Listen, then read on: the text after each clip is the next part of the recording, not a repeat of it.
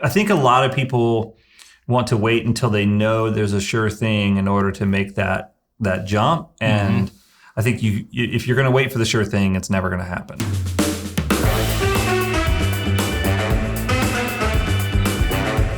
Hey everyone, welcome to Creative Table. We are here today with our great friend and I would dare say mentor, Craig Johnson. Colleague, Yoda, colleague, mentor, Craig Johnson of Matchstic fame here in Atlanta. They are an incredible brand identity house and do a lot of work for a lot of amazing companies. Highly recommend you check them out. Craig, thank you for being here, man. Thanks so much for having me, Kevin. Absolutely. I know you're a busy guy, but we appreciate your time and just would love to learn and glean some of the things that you've experienced over the years. But to start, can you give, for those viewers who may not know you, give them a kind of a game show introduction overview of who you are and who Matchstic is and what you guys do? Yeah, certainly. So I've been on the business side of a creative industry my whole career. I started in the music business, managing rock bands, and then began working with creative professionals, again, being the business side of that creative industry, and then ended up starting a company. It was a graphic design firm. Me and another guy, Blake Howard, my business partner, and for the first 5 years, we were just a graphic design firm, and then we really kind of put a stake in the ground for us around brand identity, and so we've been doing that for about 12 years.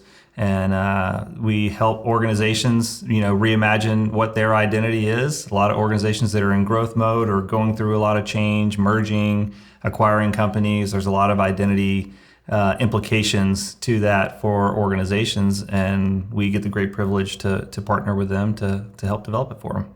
Awesome. So, given where you're at today, and you started out, as a design firm. How did it transition into brand identity house? And is that even what you call yourself anymore? Yeah, it is. Okay. Yeah, it is.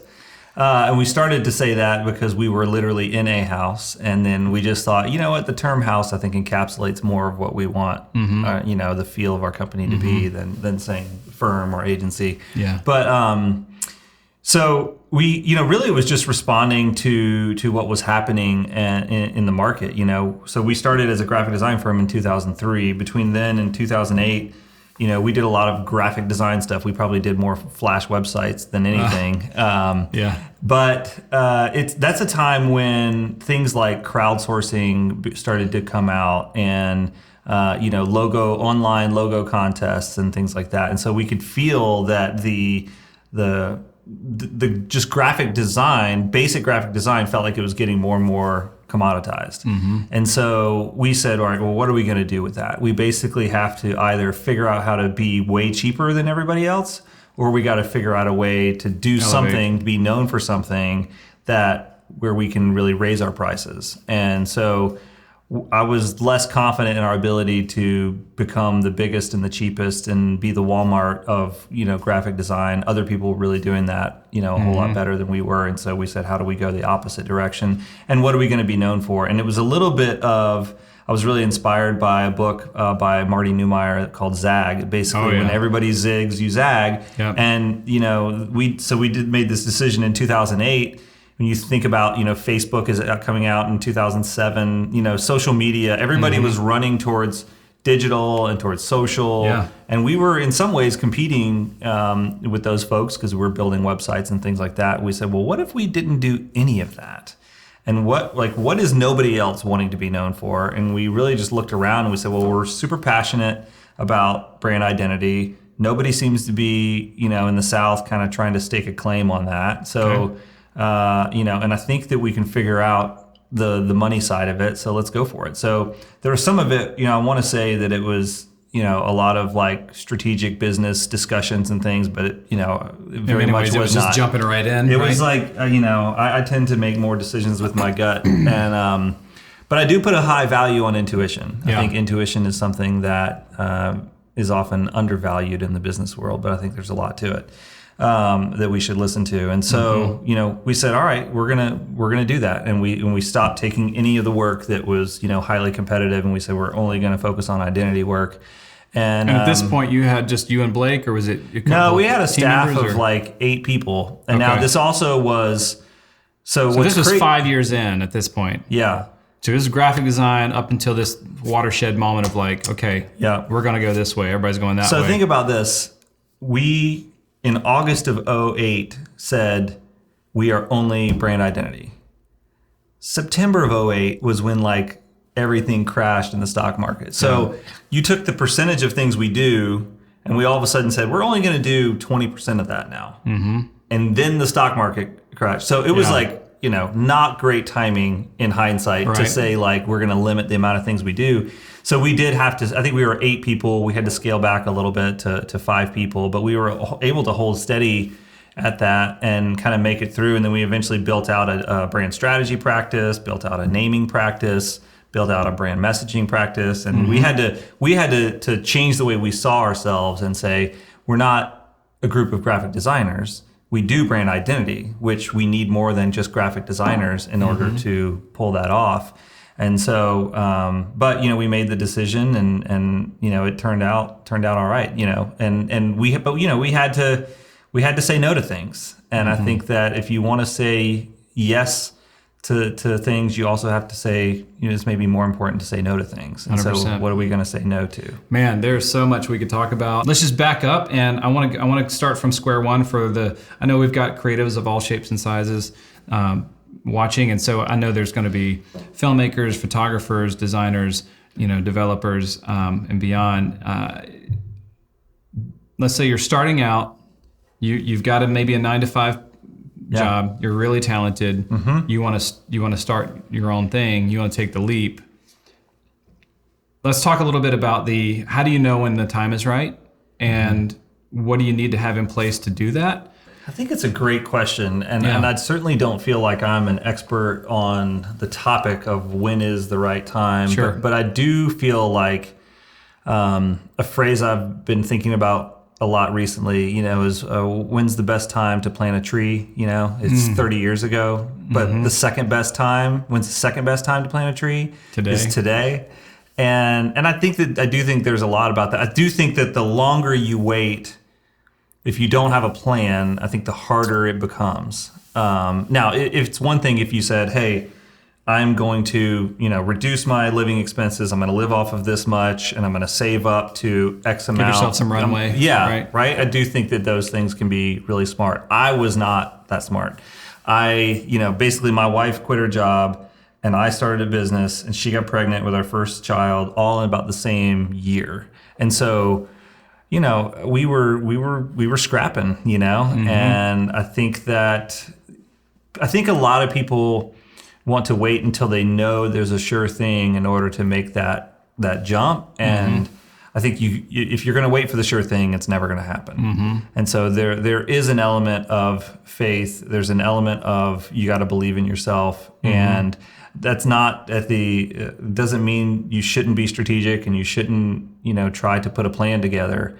But if you want the perfect plan, it's not going to happen. It's like that. It's like having your first kid, right? It's never the perfect. I mean, a lot of people like to say, I'm going to wait till everything's perfect with my finances, or wait till everything's perfect with my world and my job. Everything is in the perfect. I gotta have a perfect house. I gotta have a dog. I gotta have, all these things. I mean, for me, my wife and I, we got married. We got hit with a cancer diagnosis. We got pregnant. Then I was laid off from my job 6 weeks before my firstborn was due. Yeah. And I've been working for myself ever since, right? And you find ways to survive and make it work. Yeah. And so there is that element of just go. You can't wait for everything to be perfect. But it's amazing how as humans we really are quite capable of surviving. I do think that there's a lot to the survival nature in us that will kick things into gear. It's amazing the clarity that comes when you have no other option but to think about what I have to do in order to make things improve. And I think even, we're talking about this in the middle of a global pandemic, and I've been also thinking a lot about, the big theme of what has gone through this whole pandemic is we've all had to decide what is essential and what is not essential. What are the essential, restaurants that I'm not going to let go of, that as long as they're open, I'm going to go eat there. And then there's a list of a bunch of other ones that I haven't been back to, and it's okay, right? Yeah. And I think that, you want to build in your career, whether it's yourself and your job or your company, how can we put ourselves in a position where we are essential, you know? And I've also seen this with a lot of companies that began, maybe they have that one core thing that they're great at, but then they started to add on all these other ancillary services. Well, almost every one of those companies I know that have done that, they've completely subtracted back down into, well, this is what we're really best at. This is what we're known for. And the other stuff we tried to get into, but it really wasn't our thing, and we're getting back to the core. And I think it comes back to what is truly essential. And as a brand guy, I think that's what a brand is. You can only be known for one thing. Yeah. As humans, we only have the space in our heads, you know, to see a company, see that logo, and think of one thought. Right. And I think that's why you see the companies, whether they're consumer brands or B2B companies, the ones that are not really focused and don't have a reputation around being really excellent at one thing, I think are struggling a little bit more than people that say, all right, we know that and we've stuck with that, and people will still go to them for that, and maybe the people that just tried to tack that service on are struggling a little bit more. Right. Moving forward, I want to talk a little bit about, solo or partnership. Yeah. There's pros and cons. I think we had a friend of ours on the show. He said you can go faster alone, but farther together. So there's a lot to be said about each one of those paradigms. For you guys, you and Blake, I mean, you kind of fit together, and you've learned to really, be Bubba and Forrest. So you just lean against me, I lean against you, right? And you guys seem to really are, going farther together. So can you speak a little bit about how you? What goes into making that decision? Maybe what pros and cons would be, and is there anything you want to apologize to Blake for? There's a lot that I have to apologize to him for over the years. But I have an amazing business partner, and we have such a great relationship, and I'm so thankful for it. And the longer we do this year will be 18 years that we've been in this business together. The more I realize that's the exception, more than the rule. And I think, but what I have seen over time, I've seen some trends in what doesn't work out within companies. And I think there's a couple different things. I think one, partnerships are better when you have complementary strengths and skills than the same. If people have the same skill, typically what happens is one person works a little harder, they're a little bit better, they start resenting the fact they feel like they're carrying the other half, and then eventually somebody ends up buying out one. It just doesn't work out. And we happen to be, I'm more the business guy, he leads the creative team and all the work we do. He doesn't want to do my job, I can't do his job, and so we both kind of rely on each other in that way, which is great. And then I think that we have very much shared values and shared, work ethic of how we want to work. So in one sense, we are both 100% all in on this business. There's nobody, not one of us is not working harder than the other. Sure. That said, we both have families, we both have young kids, and we're gonna eat dinner at home, every night. Unless there's a rare exception, there's probably two, maybe twice a month that I wouldn't have dinner at home, right? Right. And so that's going to be the standard. So I think it would be difficult if one of us was a work till 10 o'clock every night and the other one was a work till 5 o'clock every day. I think that would be difficult. Or if one was all in but the other person was kind of halfway in, but looking for jobs on the side, seeing if a better thing comes along. Yeah. I've had a conversation just recently with somebody that formed a new partnership and has two different partners and feels like he's a lot more committed. He's all in on this while they're still looking for side gigs, and they're maybe, could take a job somewhere. So I think you got to be equally committed. I think you got to have similar values as how the role that you want work to have in your life. And I think you got to have complementary skills. And I think that if those three things are in place, now, I wish I could say, that we got lucky. We didn't sit down and say, all right, let's plan this out. It was just more like, hey, we like each other, we get along, I think let's try to do a few things together and see what happens. And it just so happened to retroactively, I look back and I say, wow, we do have all those things that work in common together. And I think that's a big reason why we've been great business partners for a while. But But I think that you got to have the complementary skills, similar values, and want work to have the same place in your life as the other person. Yeah, that's great. It's so true too. So you launch out, you've got your solo or your partnership going, and how much planning versus execution is there in the beginning, would you say? I know as a brand identity house, I could imagine you emphasizing like you have to know who you are, who you're serving, where you're going, but I don't know how you would respond to, you got to have a business plan, you got to have your 5-year plan, you got to have your 10-year goals, or is it just like, hey, niche down and hit the road? What's important there to get going with, and what are some of the things that maybe are just quicksand or speed bumps for people that don't really need to be addressed that so soon? Or what are your thoughts on that? I think generally, I think you learn a lot more in execution than you do in strategy. So I'm not an anti-strategy person, but I think early on, I think vision is really important. Yep. So I think if you have a general vision, like, wow, we get really excited about going there, and rather than planning out every point along the path, I would say like, okay, what's the first thing we need to do? Let's just go there, right? And then, because a lot of times people sit around and plan and strategize, and they do that for months, but they don't have one customer. And I think that, there's a certain magic of just getting one customer, saying that person, and I can put a price in front of this person, they agree to it, I did the thing, they gave me the money. That's a beautiful thing. Yeah. We're in business. Yes. Put my dollar on the wall. And then let's do that again. Okay, we did that great. Let's do it again. Can we do it a little bit bigger? Can we do, now this person came over. Yeah. Does that fit? Okay, let's try it out. Retrospectives, like how can you learn from what we just did, and how can we improve and make this process even smoother and build upon it, right? Yeah, we still to this day have postmortems on every single project that we have. The whole project team gets back together. Okay, what went well? What didn't go well? If we had to do this again, what would we change?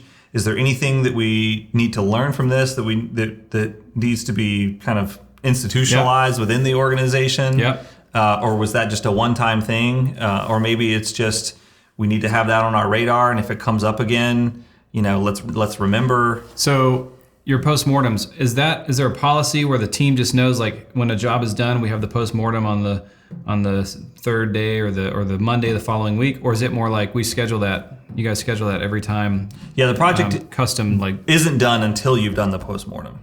That's a step in the process. That's one of the last steps in the process. And so I think. But does everyone just know when it happens? Well, it's probably like everything in a project. The project manager makes it happen. So. Yeah, be intentional about that. That's good. So I think having, with any sort of creative person, in order to, I think, really thrive, you need somebody who's, making sure the train gets there on time and stays on the rails. So for us, we have project managers, and I think that anytime I think, well, I'm going to just try to do this, and I did this the other day. It was like a quick thing that a client needed. I'm like, it's going to happen in a week. I don't even need to involve a project manager. And then there was little things that I forgot, and I was like, this is why I need a project manager, because they will remember things that I don't remember, and so they're the ones that schedule the postmortem, and they make sure they set all the deadlines, and they handle all the logistical communication with the client, and it really gives the freedom to the creatives to just be creative. Now it also gives them boundaries, right? It gives them guardrails that says, hey, you are starting at this on Monday, and I need you to deliver this by Wednesday. And that is a hard deadline, and you have to be able to hit that. And that's not a finished project in 3 days. The project may be, a 4-month project. Yeah. But the project manager knows what has to be done the first 3 days and sets that deadline for that creative, so that, because the project manager can see, if we miss that deadline, we're going to miss the ultimate deadline. And we never miss those deadlines, and it's because those project managers are excellent. Yeah. So let's talk a little bit about building up, I guess, margin in the project or the work that you do, so that you can hire those project managers or business development guys when you need them. A lot of people might take their money and invest it in tech or gear or equipment, whereas you could take that and invest it in people and resources.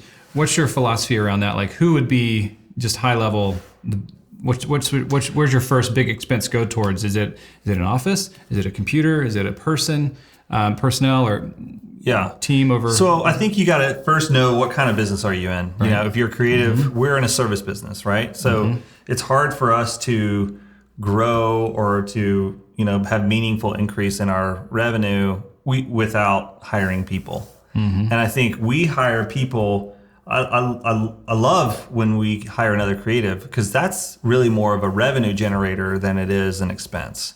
So you should be hiring someone when there's enough work there. They're going to pay for themselves. To keep them busy. They're going to pay for themselves, and they're going to help pay for me too. Right. I think the harder ones are paying for people that are not revenue generating. Those are the harder decisions. When we first hired a project manager, I don't think I was billing them to the project, and I had to quickly learn, no, they are a part of the project, and we set a percentage of every project. We say, okay, if this is what it's going to cost to get it done, we tack on X percent for what that's going to be I think for us, it's around 20% for project management. Is that going to be exact for every project? No, but we know that we're going to need that margin. And somebody said to me once, I said, well, I don't know if I can charge for project management. And they said, well, do you think your clients would feel great if there wasn't a project manager involved? If you just said, all right, fine, we won't handle any project management and we'll cut that out of the fee, but I don't know about hitting deadlines and things like that. No, they're going to absolutely want project management as a part of that. Now, some people handle project management as a light item. For us, we just bake it in as a percentage of the overall project.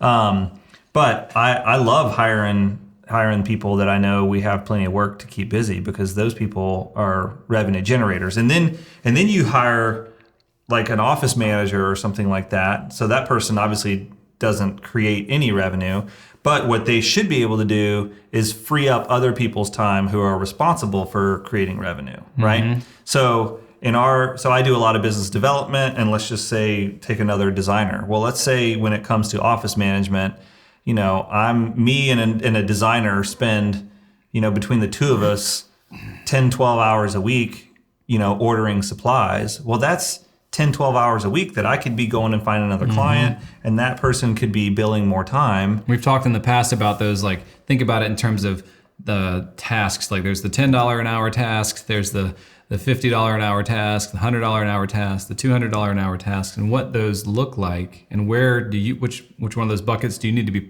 spending your time in, right? Yeah. Free yourself up to do the things that only you can do. Yeah. And I may hire somebody who is working on $100 tasks, and if I see them ordering office supplies, that is not a $100 an hour task. That's a $10 an hour task. So that's wasted time.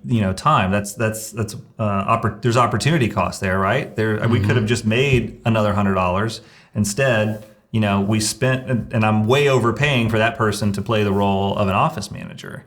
So now you hit these little points where you get to a scale where you say, maybe it's just hiring somebody to do 8 hours a week on the side, and they're all they do is order supplies for us, and that's it, but you can find somebody on, a freelancer on Upwork or wherever these days to say, all right, I'm going to give you a little minute task, and that's what it is. Yeah. I got a personal assistant for myself a couple of years ago because of this. I realized somebody said to me, if you don't have a personal assistant, you are one. And I thought, okay, all right, yeah. How many of those $10 tasks am I doing? Scheduling, booking travel, ordering supplies, whatever. So I'm not making good use of the company's resources if they're paying me a salary and I'm doing these $10 an hour tasks. So let me go get a virtual assistant. She said 3 years ago. Yeah, a virtual assistant. Yeah, you've been in business going on your 18th year, so it took 15 years to learn. And so this is one of the things I see that we struggle with as creatives, because we don't start out with this business knowledge about organizational flow charts and roles. And somebody out there may be watching going, I didn't even know an office manager was a thing. Yeah. How would I know that? Who would teach me that? I was taught to, learn how to use this design program, or that, just be this think in this way in terms of helping someone come up with their brand or their story, et cetera. So, but what what do you recommend, just side note, as like some great Kickstarter resources or educational avenues for someone who can quickly gain some of that knowledge about best business practices? Because the business side of art isn't taught, the business of art, which is what we're sitting here, it's why Creative Table exists, to kind of help fill in some of those gaps. I think what's one practice that one can begin, and most creatives hate this. I don't love doing it, but it is a very revealing practice to just say, I'm going to log my time during the week, even if you work for yourself, right? Which there's a certain accountability it brings, and then go back through. Today's show is brought to you by Toggle. Toggle.com will help you log your hours. Right. I mean, I read a business book early on. It's like, if you don't know where your time goes, then you don't know what you're doing, right? Because so even though I kind of like a budget bill, right? If I don't bill barely any time to projects, but I log all of my time because I want to look back and say, okay, what of my time is travel versus email versus phone calls versus proposals versus pitches or things like that. So and I think as a creative, you're in an ideal world, you're going to spend, we'll just say 40 hours a week working in your craft, right? Yeah. So if you are a business owner and the best value that you bring to the business is doing the creative work, then you want to log your time and say, gosh, I'm spending 16 hours a week doing things that are not what I love and not where I bring the most value. So how can I figure out a way to offload that to somebody else? And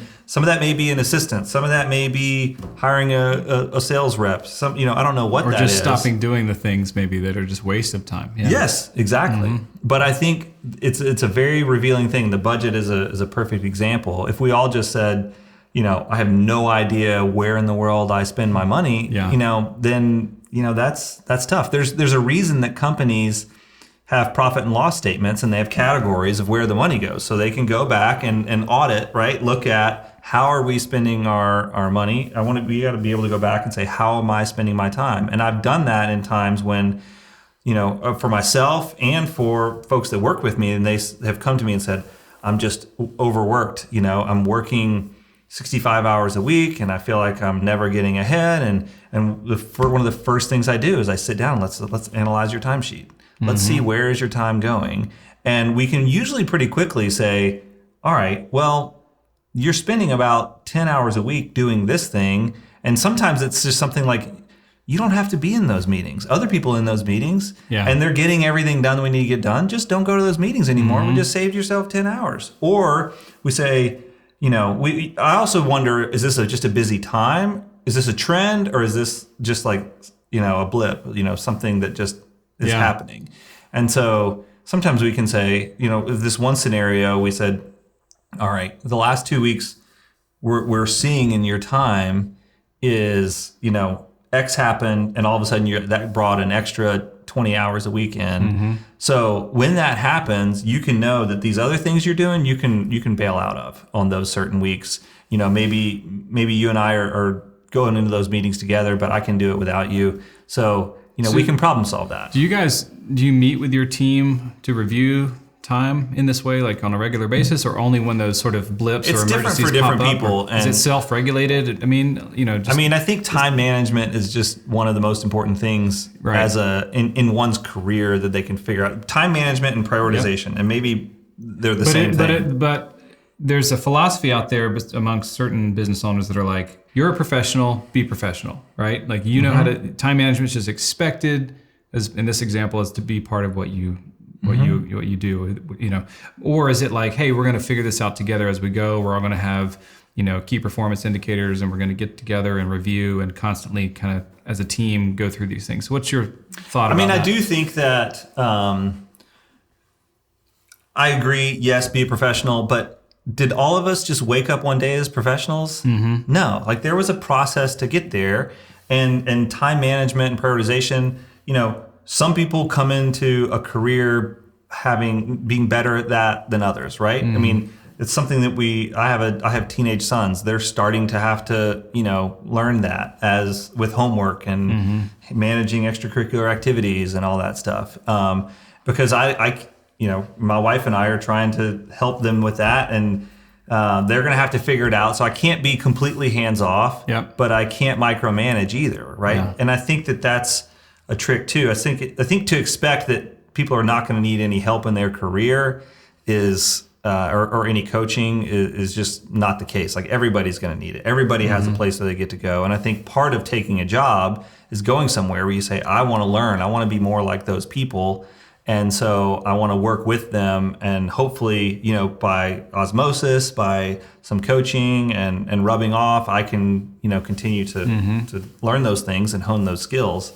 So I think that it is a person's job to be professional, and I think it is a company's job to help people be more professional and figuring out where everybody is and what they need. I don't know a creative that naturally hasn't had to put a lot of work into learning how to prioritize. And I think for creatives especially, it's about how to make decisions. Yeah. I'm going to be working on something. How do I not get 3 days down the wrong path? The really talented ones, the real pros, they get an hour down the wrong path and they course correct, right? And it's a process to learn how to do that. And but time, I think, is always a struggle, especially when you love what you do. There's almost it's easy to just kind of wake up and go, look up and go, I didn't eat lunch today, right? And there's in a way there can be a sadness when the project ends, right? Whereas on the business side, you want it to end as quickly as possible because that helps you protect your margin and make money. But for the person working in it, they're going to work as long as possible. Now, I think that's actually a great tension, right? I think that you need the person who's trying to get done faster, and you need the person that wants to work longer to make it better. Right. If it's completely one or the other, then there's going to be some consequences on both sides of that. And so I think that there are a lot of natural tensions. I love the framework of somebody said, there are problems to solve and tensions to manage. And I think the issue of time is and time management and creativity and how much time do I have, I don't think that's a problem that's ever solved. I think it's a tension that we constantly have to learn to manage, and we have to be comfortable. We have to embrace the tension and know this is my role, that's your role. I love you, you love me. We're going to have that tension, but we're for each other, and we want the same thing in the end. And it's actually, we have to embrace that tension is actually even good. Okay, so as creatives, we're often in this paradigm of either serving or selling. Yeah. And on the selling side, I'm growing. I want to make my first hire. Obviously, I could hire another creative, but I need to start building out my sort of the business. People that know the business side of things that I don't understand. Who is that person for you? I mean, in a general sense, at least, because I've heard it's the business development person. They're expensive, but they're worth the investment because of the value and the connections and the all the services they bring on the sales or business side of art. What are your thoughts on that? I mean, I think there's 3 key roles, and there's a lot of books and things about this, but that use different terms. But I think let's say for this, but you have the creative person, right? They're the expert. They're the technician. Like they are the thing, right? They're the talent. And then you have the operational person, the logistics person. They are in the weeds, seeing all the minute details, making sure the train runs on the tracks. And then you have the manager, basically. The manager, or like the sales guy, the entrepreneur, the forward thinker, the visionary. Like, I think those are the 3 roles. And it sounds very like E-Myth almost. Yeah, it's exactly. Your technician, manager, entrepreneur. Yep. I knew a guy, there's a tech guy in Atlanta that says you need the hacker, the hustler, and the hipster or something. So I think that there's different versions of what they're called, but basically somebody driving things forward. Right. Somebody in the weeds, somebody in the clouds, somebody in the weeds, and then somebody doing the thing, right? And so I think it's basically present, past, and future, right? Yeah, I suppose so. And so I think that for Blake and I, for a while, I was kind of the sales guy. He's the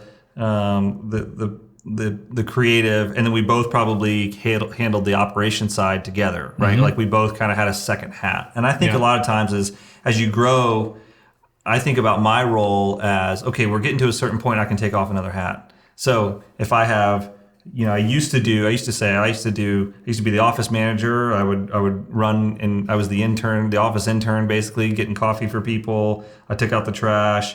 I was the project manager. I was the sales guy. Well, now, you break out, we have like 7 different people that handle all of those roles. So I've been able to take off certain hats and give them to other people over time. And that's where even tracking time helps me to look at, okay, I'm feeling like I need to take off a hat, and I feel like there's an opportunity to take off a hat. Which one am I going to take off, and who do I give it to, and how do I think about that through the lens of where I can add the most value, where and what I'm passionate about, and what the business needs. That's good. That's really good. So obviously, as creatives, we've got to deal with at some point price, right? Yeah. So there's hourly, there's retainers, there's flat or project rate. How do you guys approach price? I know obviously there's a value that comes with the price, and the importance and understanding of that value is key. I've heard it said that price is only an issue in the absence of value, which that just kind of, I love that. It's so true. But I know you've got a lot of wisdom and thoughts around that. How does Matchstic approach price when it comes to the clients you guys serve? Yeah, I think pricing in the creative industry is really difficult because you can find, I've said to clients, hey, here's our price. But you know what? You can find somebody that'll add a 0 to our number, and you'll find somebody that'll take a 0 away from our number, and everything in between. And so there's always someone cheaper. There's always someone more expensive. Right. And so, we don't have any retainers. We're very project-based. But one of the good thing about project-based is it gives you the opportunity to play around and figure out what is the right price that I can charge for this. So maybe we priced it here, we did the project, we looked back and we thought, man, that took way more time than we thought it did. We're going to need, can we price it 20% higher next time in order to try to earn some of that back? Okay, yeah, we were able to do that. But now we found ways to actually add more value in the process, but it's going to, ramp up the time even more. So can we raise the price again? So, and sometimes you try to push it to a point and you realize the customer does not see the value there. And all of a sudden they say, no, I can't do that. And so I'm going to ratchet it back. And, there are people that will say, hey, you're 30% more, but I see why it's more valuable and I'm going to do it. And there are people that say, you're twice as much. That's ridiculous. There's no way. Well, obviously those two people are seeing different elements of value. So I think a lot of times when we get into the price discussion, we forget that really it should be about a value discussion, and then how do we relate price back to that value? Right. But I do think, especially early on, now we made a conscious decision the first year of our business. We said we're not as focused on making money this first year. Now, we did a very good job of not making a lot of money that first year, and I'm not going to say goal met. But our goal was, we said we want to build a reputation, and we have to build a portfolio. And so we basically priced things where we needed to price them to get as much work as possible, and those people began to be people that would vouch for us and that we could go try to build off of that. Yeah. Because when you say, hey, I have a business, and they say, great, show me something you've done. You say, I don't have anything. That's tough. There needs to be a little bit of a track record. And even they say, well, I used to do this thing at that other place, but that was when I worked for somebody else. You can do that, and that's something that can maybe help you get some of those first jobs, but it's not the same as saying, this is what we did as our company for this customer, and we can do the same for you. And I think that early on in a business, yes, you have to make money, but you can always make money later. You can make more money later. It's hard to rebuild a bad reputation. And so if you can, our intentional focus. So in the beginning, it's almost like you're building up reputation more than you're building, your ideal pricing tiers or whatever. It's like it's always about the reputation, the experience for them. Yeah, it's like a lot of people, I've had people in their 20s ask me like career advice. I say, don't make career decisions in your 20s around money. Let your 30s be where you start to really make money in your career. Make career decisions in your 20s about what you want to learn, who you want to work for, what experience you want to have. How do you build those relationships? How do you just get better? It's essentially building that reputation. And then if you do that well, I guarantee you're going to hit your 30s. You're going to start really making some money. So, but some people will, they'll take the opportunity that pays them more money, but in the end, it probably holds them back financially later in their career because they're not learning as much, or they're starting to, the passion is starting to drain out of what they're doing. So, easier said than done often. And there's a lot of times things in life, there are financial pressures that are real. And, I'm not going to say that we live in this weird utopia where you can just do whatever you want and it's all going to work out. That's not how the world works. It's tough. You get beat up, Absolutely. But that's how I've tried to think about it. Yeah. So, thinking about the different clients that as creatives we all serve, there are our existing clients, the ones like you mentioned when we start out early and we're building that reputation.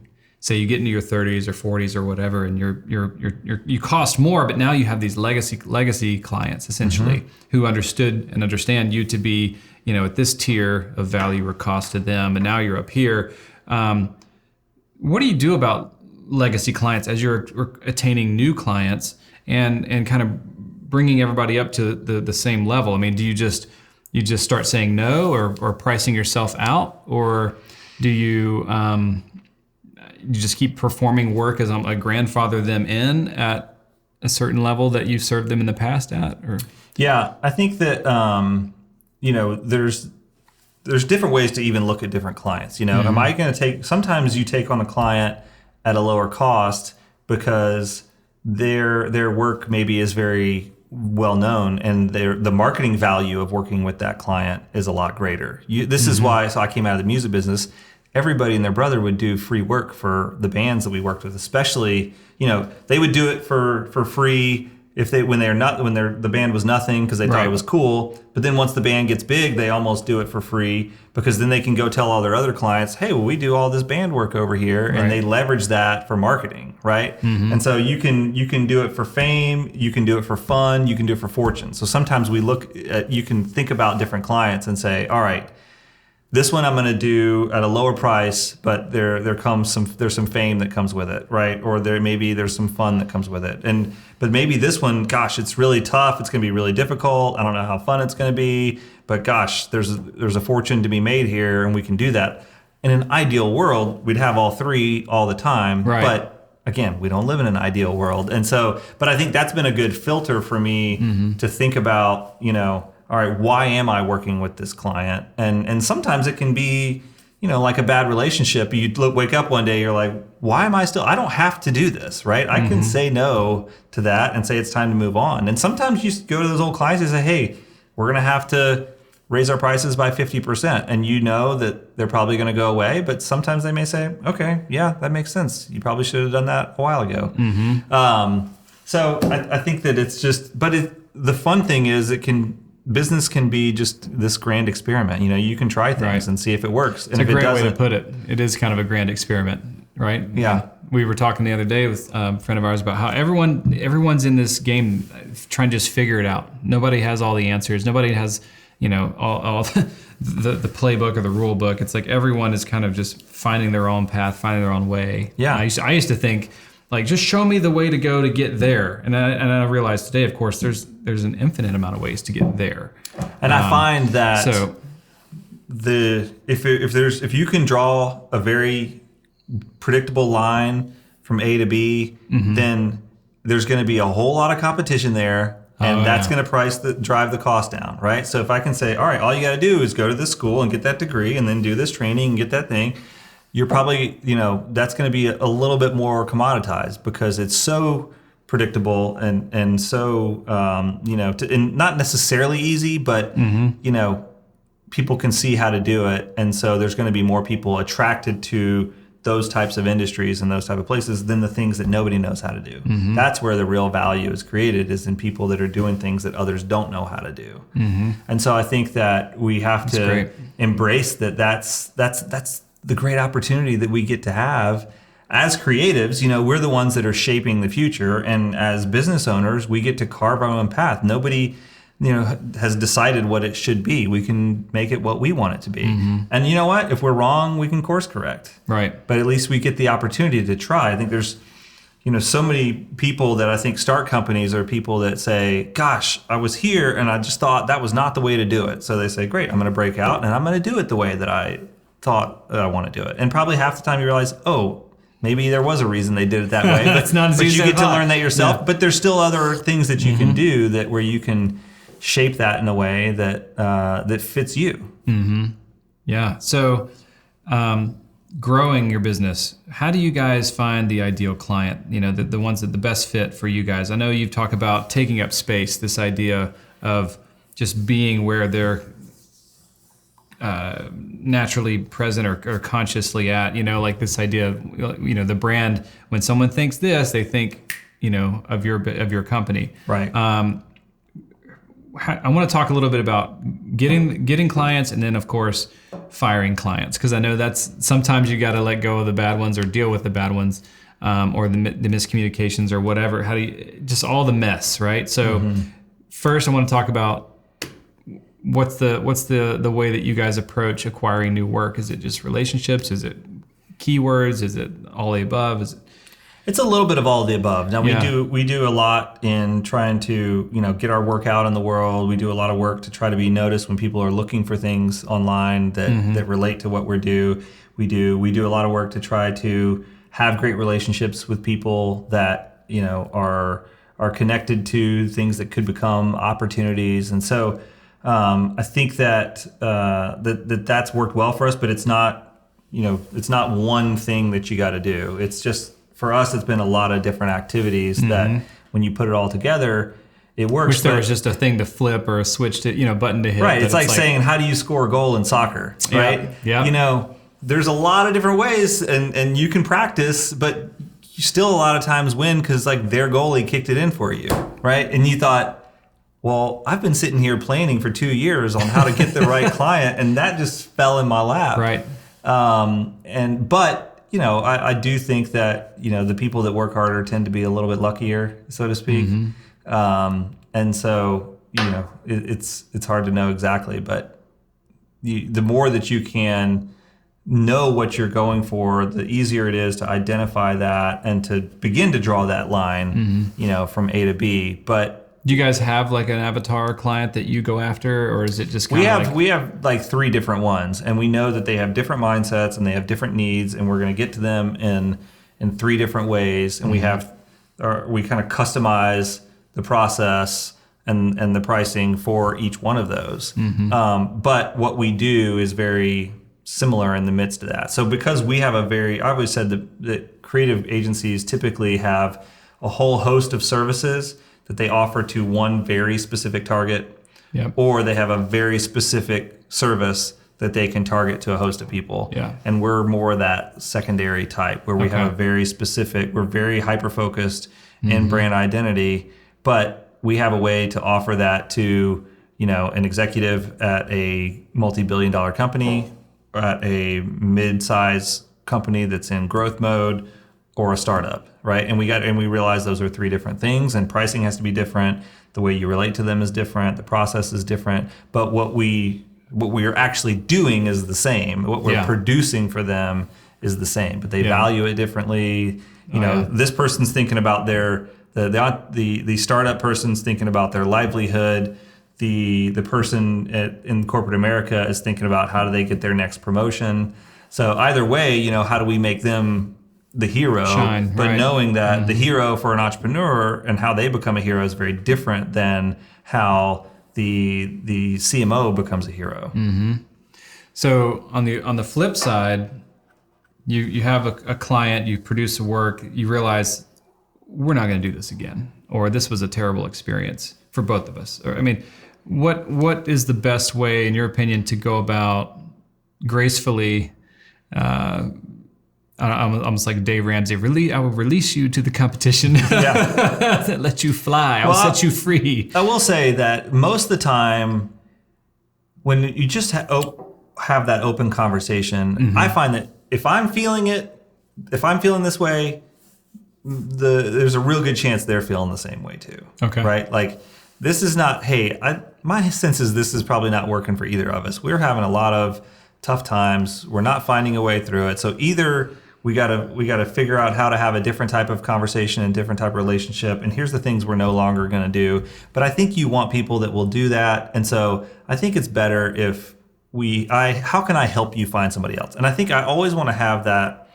That's very real. That's very Ritz-Carlton of you. It's like, Horst Schulze talks about that customer, that person that comes to the Ritz-Carlton and was complaining and always making us, stink about the room isn't this or that, and just making stuff up to try to just get free services or discounts or whatnot. And they just literally hired a limo, put the guy's stuff in the limo, had them booked a hotel for him down the road, basically just escorted this guy out in the most incredible way down the street to a different see you later. Yeah, I love that.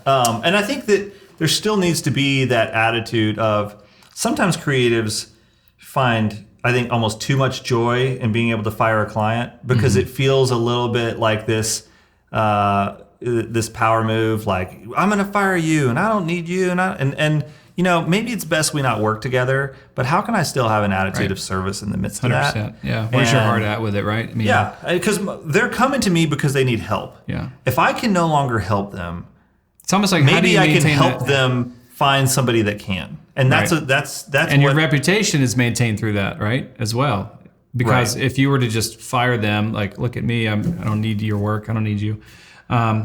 You're going to develop a poor reputation out of that, which you began your business, with, and is not going to be there anymore. So you've got to, how do you maintain that respect and that high caliber and high character across the board, regardless of, one of our guiding principles is respect and honor everyone, right? Like everybody from the person, delivering a package to the door to our best client, like everybody should feel the same. And our best client and our toughest client and our oddest client, right? Because everybody has that client that there's just, whether it's a dynamic within their company that's hard, or they're just a very interesting character. I just love people. And so when I get around those people, I love it because I just think this is so fun. I've never seen a person like this before.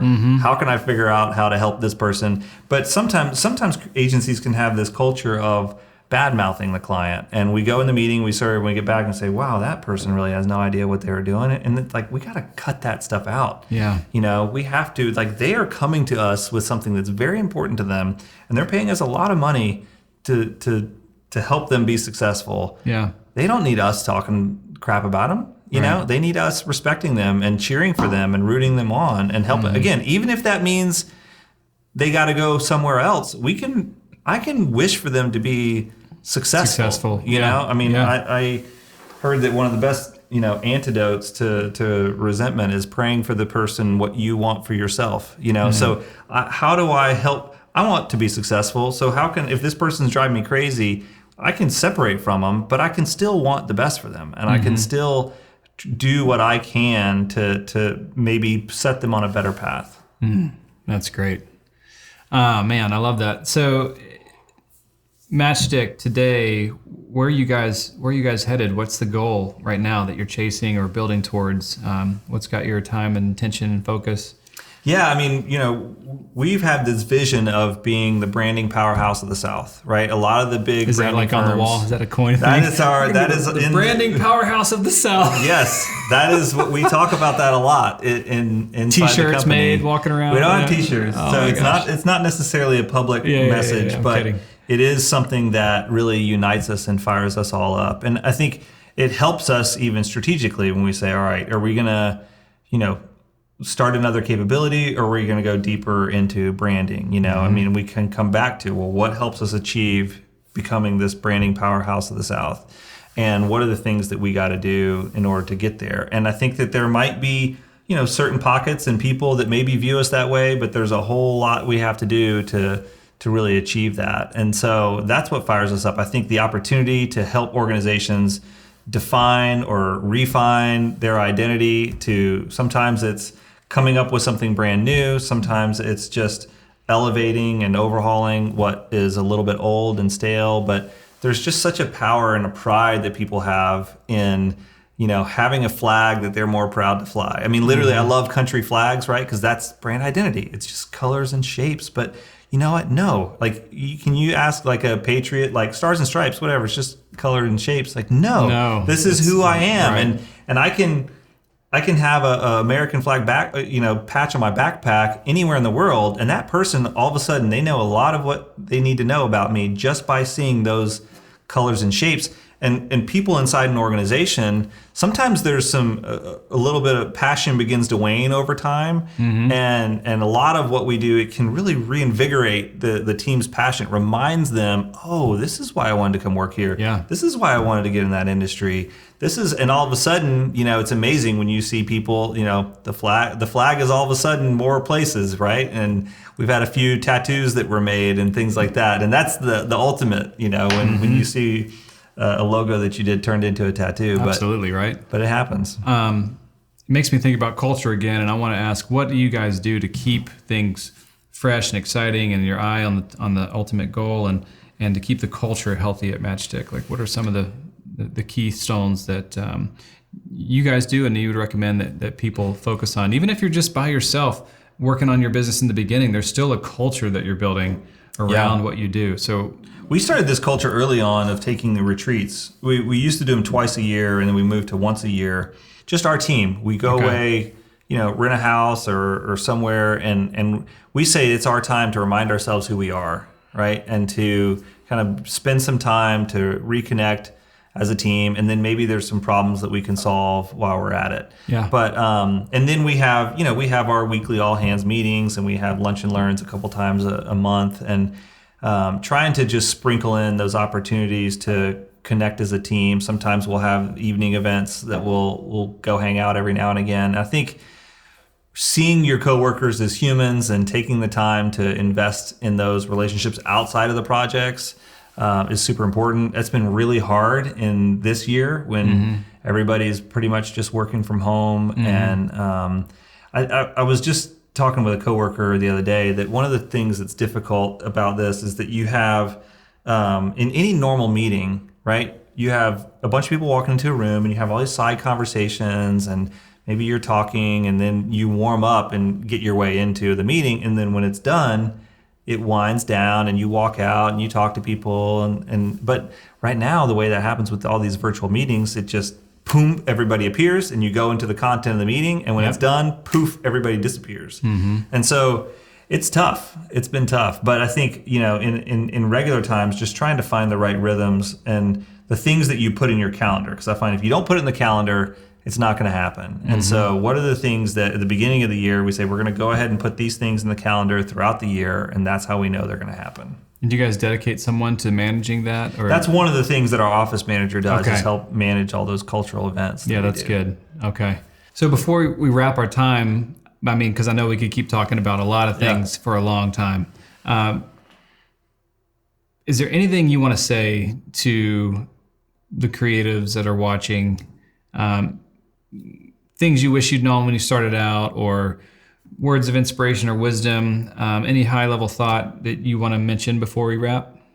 I think, the only thing I would say is I think that we're all capable of so much. And I think that what is our ability to kind of take a step out there and to try something new? I think that we hold ourselves back more than the world holds us back. And sometimes it's just that first step is the hardest, but you take that step and then it's easier to take the next one and take the next one and take the next one. So don't be afraid to try things.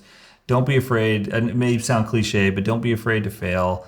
And I think as creatives, there's so much identity that we have. Me failing versus me being a failure are two very different things. Every failure is an opportunity to learn. So don't be afraid of messing up. We're going to learn way more through messing up than we are going to learn through reading a book or anything like that. And so don't get caught up in the planning. Just go try things. Go do stuff. Go talk to people. Just stay active, keep creating, keep moving. And then the money's, if you have the passion and you have the work ethic and you have the ability to listen and evolve, I think the money stuff works itself out. That's not the most complicated part. Awesome. Thank you, man. What's the best way for people, businesses, creatives, or otherwise, to get a hold of you guys? Yeah, matchstick.com is our URL, matchstick without the K.com. And everything goes from there. Well, man, thank you so much. This has been awesome. I've learned a lot. I hope everyone watching's learned a lot. And I hope to have you back because I know there's a lot more we could talk about. So until then, thank you guys for watching. Appreciate your time and being here. And I look forward to seeing you all next time at the Creative Table. Thanks. Awesome. Thanks, man. Cheers. Now, cheers. This logo is what we got to talk about next. No, I'm just kidding. Do you like it as a gift? Yeah, no, it's awesome. I love it.